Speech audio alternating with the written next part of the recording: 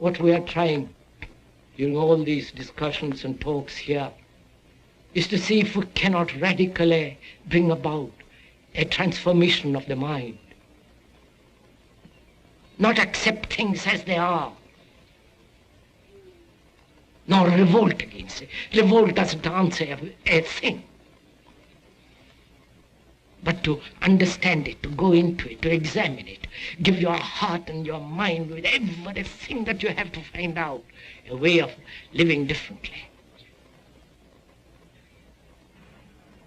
The speaker is Krishnamurti, one of the more original and challenging men of our time. During the past 4 decades, his writings and talks in Europe, Asia, and America have followed a singular path, free from factionalism and dogma. This talk, Freedom from Fear, is the third in a series of 8 programs in which Krishnamurti speaks directly to those subjects which most profoundly affect the human condition: love and death, fear, and our discontent. He speaks of the real revolution, a radical change in ourselves.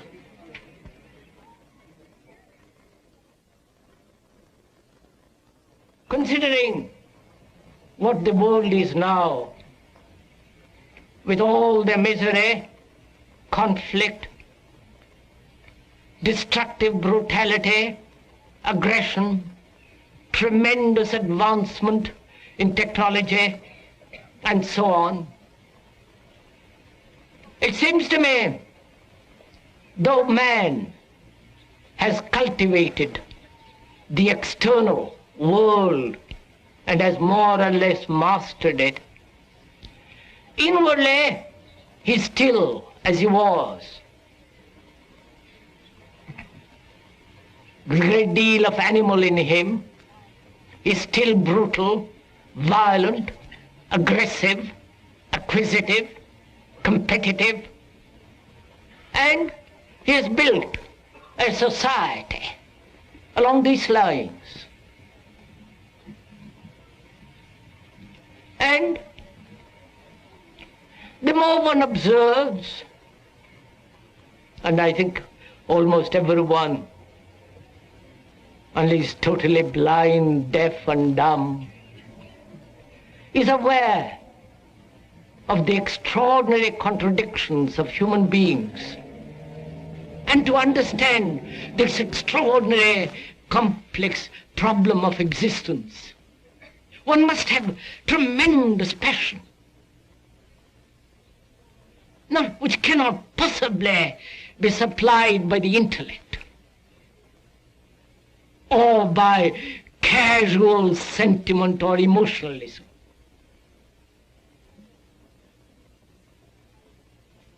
Or the passion aroused by committing oneself to a particular course of action, or belonging to a particular political or religious group. That does give certain quality of intensity, a certain elan, a certain drive. But through it all, there is the demand for gratification, for pleasure. And the whole structure of society, with its morality, with its gods, with its culture, with its entertainment, is based on pleasure. So we hope that you will so listen to what is being said, not hear a lot of words,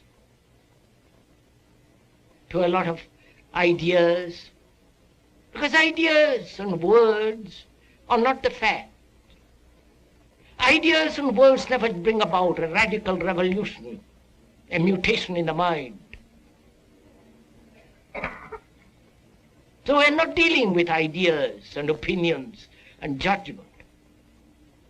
What we are concerned is with bringing about a radical revolution in the mind. And that revolution must take place without effort, because all effort has behind it a motive. And a revolution with a motive is not a revolution at all. A change becomes merely a modified continuity when there is a motive. But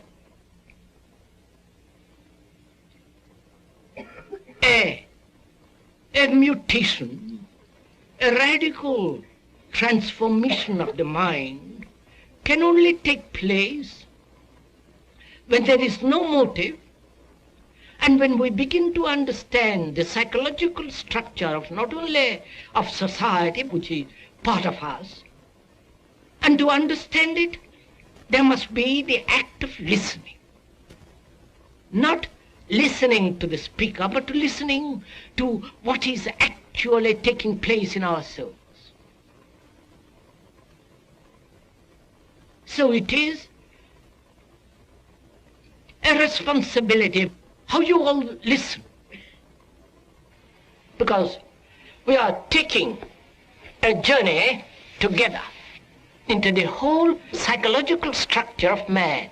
Because in the understanding of that structure and the meaning of it, we can then perhaps bring about a change in society.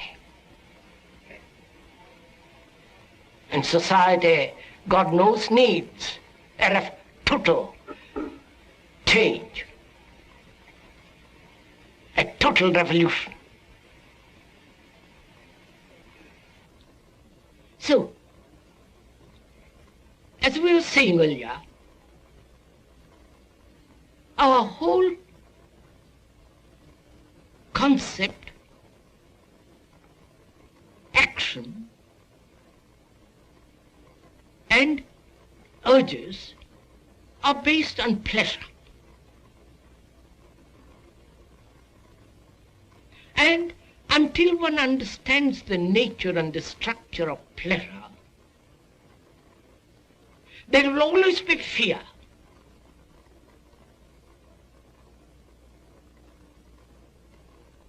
Fear not only in our relationships with each other, but fear of all life, the totality of existence.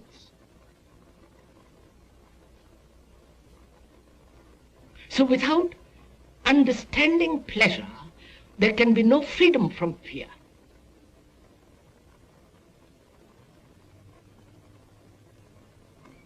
And we are not denying pleasure. We are not advocating puritanical way of life, a suppression of pleasure or a substitution of pleasure,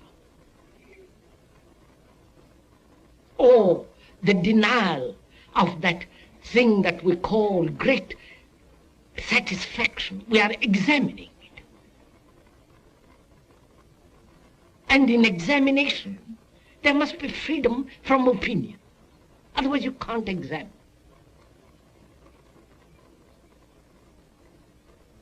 Pleasure is an extraordinary thing to understand. It needs a great deal of attention, a swiftness of mind, a subtle perception. So one has to understand it. And to understand it, there must be neither withholding nor denying that quality, that principle of pleasure. And that's very difficult to do, because we are so heavily conditioned to accept and to function with the motive of pleasure, with gratification. Therefore, we are always limiting our total attention. We look at life in fragments. And as long as the particular totality, particular fragmentation exists, one cannot possibly see the total. If one says, I must have a certain pleasure, and I'm going to hold on to it at any price, then we will not comprehend or see the total pattern of pleasure.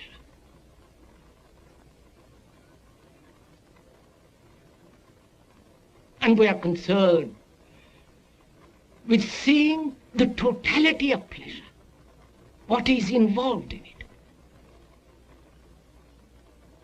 The pain, the frustration, the agony,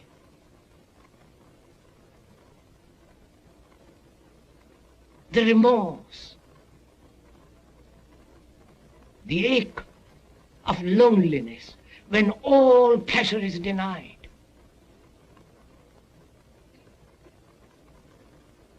And naturally escape from all that through various forms, which again is the continuation of pleasure.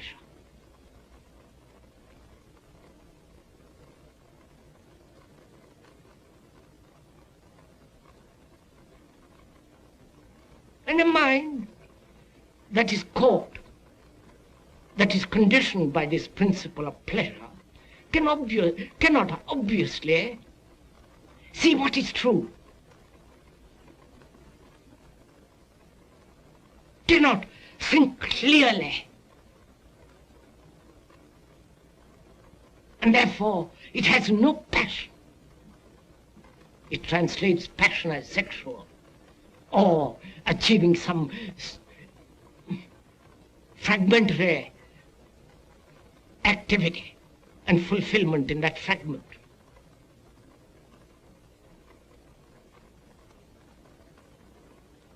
So where there is no understanding of pleasure, there is only enthusiasm, sentimentality, which evokes brutality and callousness and all the rest of it. So what is pleasure? Because without understanding pleasure, there is no love. Love is not pleasure. Love is not desire. Love is not memory.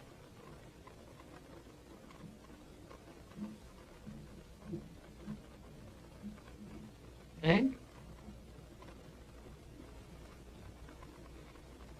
pleasure denies love.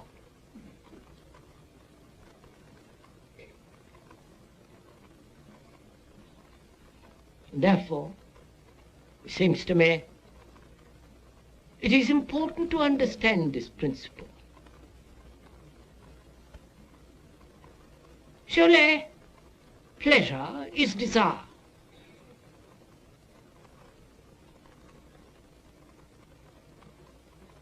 Desire, which comes into being very naturally when you see something which gives you a stimulation, a sensation. And from that sensation there is desire. And the continuation of that desire is pleasure. And that pleasure is sustained by thought. I see something, and in that contact with it, there is a sensation. The sensation is the desire sustained by thought. Because thought is the response of memory. That memory is based on other experiences of pleasure and pain.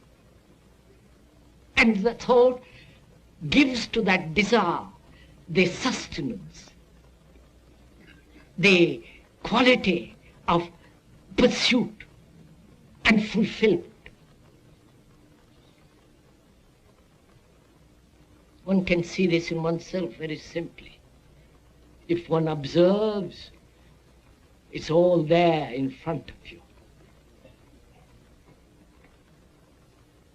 And the quality of observation cannot be taught by another. And if you are taught how to observe, you cease to observe. Then you have merely the technique of observation, which prevents you from actually seeing yourself. For yourself is the whole of mankind, with all the aches and the miseries, with the solitude and loneliness, despair, the utter loneliness of existence, meaninglessness of it all. And when you do so observe, it unfolds endlessly, which is life itself. Then you're not dependent on anybody, on any psychologist, on any theologian, or any priest, or any dogma.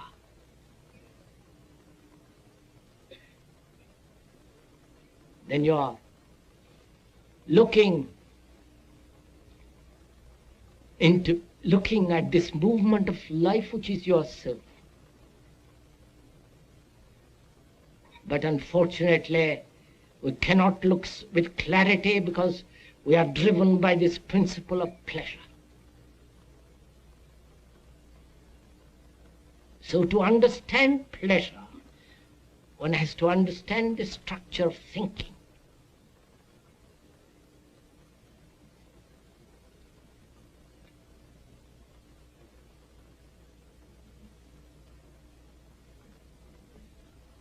Because it's thought that gives continuity to pleasure. I've had an experience of pleasure yesterday, of different kinds, and thought thinks about that pleasure.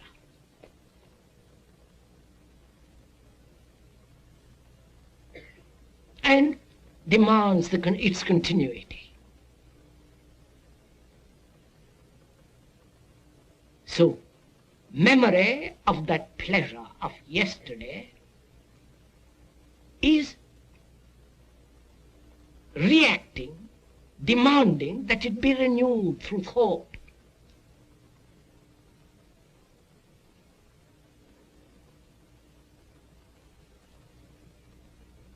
And thought is time, thinking about the past pleasure, past gratification, yesterday's delight and enjoyment.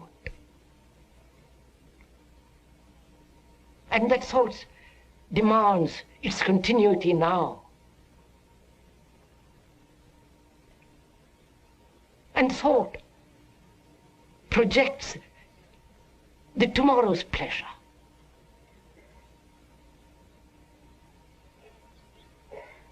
And thought creates the past, the present, and the future, which is time.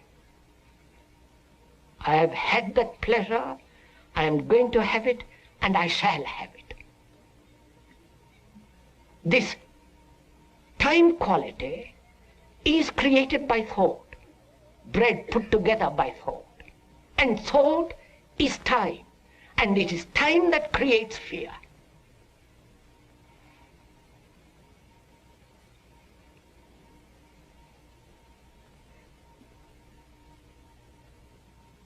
And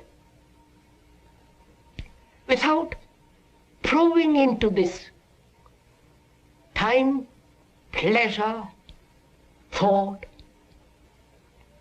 we are always bound by time. And therefore time has never a stop. It's only when there is an end to time that is something totally new. Otherwise it's merely a continuity of what has been modified through the present and conditioned by the future. For a human being to be free of fear, fear about the future, fear about There are dozen fears that human beings have, conscious or undiscovered fears. Fears of the neighbor, fears of death, fear of being lonely, insecure, uncertain, fear of being confused, fear of being stupid and not trying to become very clever. You know, fear. Fear is always in relation to something. It doesn't exist by itself. And to be totally free of fear, not partially, not a fragment of that totality of what is considered fear, to be totally, that is, psychologically, to be completely be free of fear. One must understand thought, time, and pleasure. And this understanding is not intellectual or emotional. Understanding can only come when there is total attention. When you give your complete attention to pleasure, how it comes into being. What is time? Time, which thought has created. I was, I will be, I am. I must change this into that.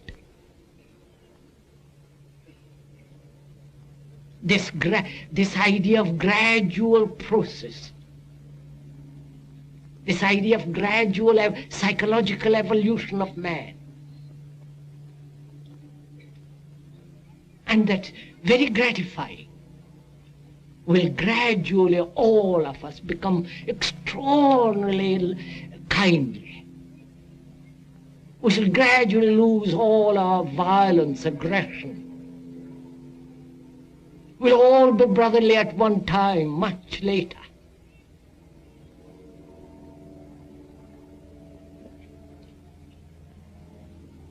This gradual concept, which is generally called evolution psychologically,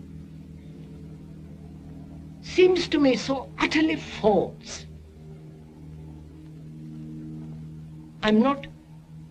We are not offering an opinion. This is a fact.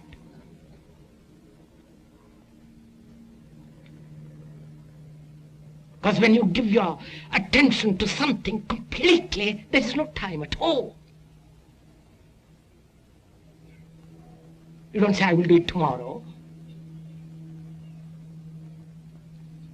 In that state of attention, there is neither yesterday, today, or tomorrow.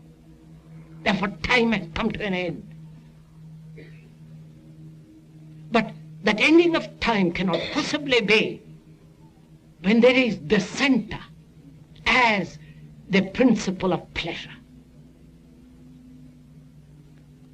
Pleasure has in it pain. The two things cannot be separated. Pleasure is pain. If you have observed,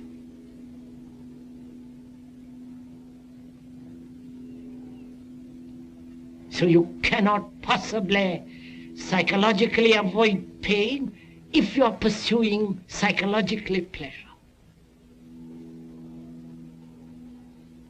We want the one and we don't want the other. We function emotionally. Want and not want. And when deep issues, fundamental problems are concerned, and to give to your mind totally to it, is rather difficult when all your life has been dissipated. Dissipated in fragmentary action.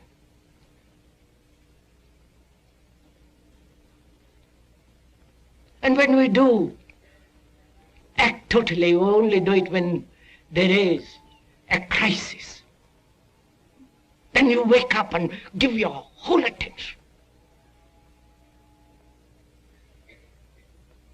And this is a crisis. A talk of this kind is a crisis, is a challenge. You can't just push it aside.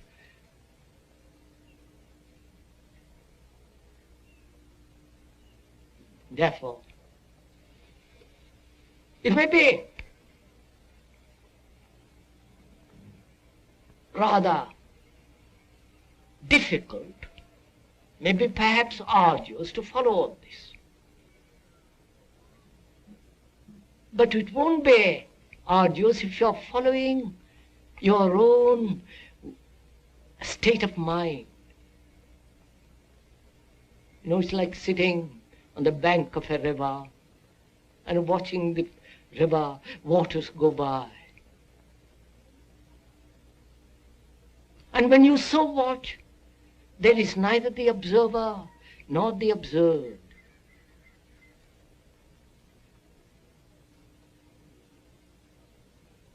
There is only a movement. But that to observe, that there must be no fear, no tide, no sense of pleasure and the demand for gratification. Then in that state you can observe the whole movement of life. The movement of life which is agony, despair, the ache of meaningless existence, the routine, the boredom, the great fears as of death, which we'll talk about another day. So you can watch all this. And when you so observe, the observer is that which is observing. And then you can go beyond all this. And the mutation can only take place in the mind when time, pleasure, and fear have come to an end, and therefore there is a certain dimension of quality which cannot be approached through thought.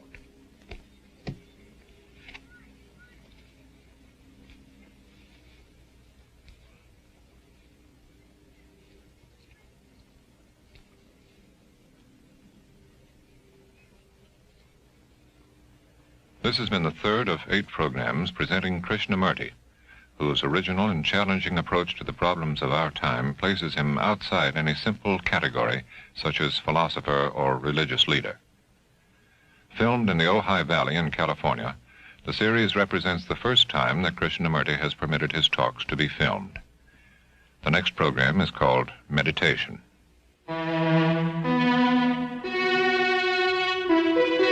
This is NET, the National Educational Television Network.